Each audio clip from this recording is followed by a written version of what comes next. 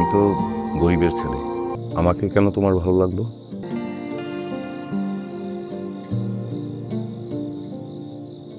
তোমার সবকিছু আমার ভালো লাগে।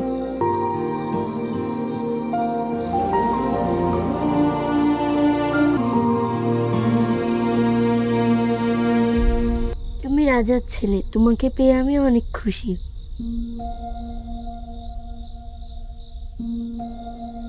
এসব আবেগের কথা,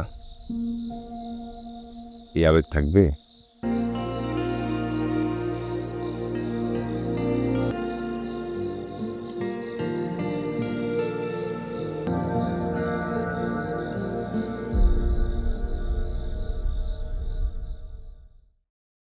বাবা, আমরা কি আঁকটা সেরে ফেলতে পারি? আপ মানে? শুধু পারো যে কাজেটাকে রেস্ট্রি করে রাখা আর কি।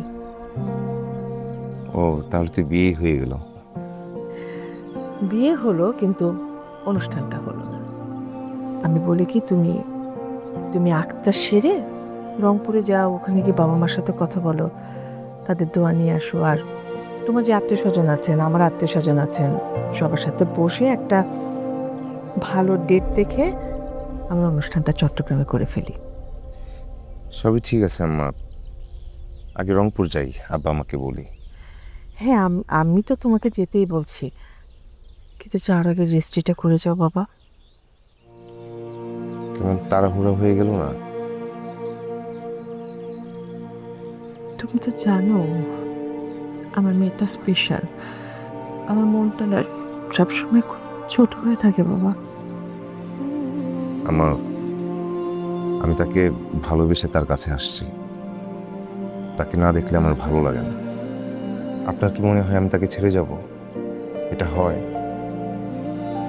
আমি রংপুর যাই, আব্বা আম্মা তো মনে হয় না আসতে পারবে, দুইজনই অসুস্থ, কিন্তু তারা আমাকে দোয়া করে দিবেন।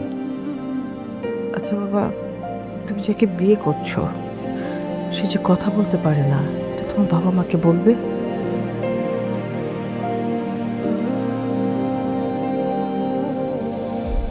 দেখো, তুমি যদি তোমার বাবা মাকে এই কথাটা না বলো, তা ব্যাপারটা গোপন করা হবে।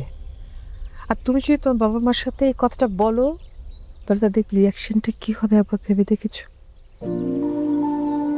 আমার বয়স হয়েছে বাবা, আমার অভিজ্ঞতা থেকে বলছে যে তুমি যাওয়ার আগে রেজিস্ট্রিটা করেছো, প্লিজ।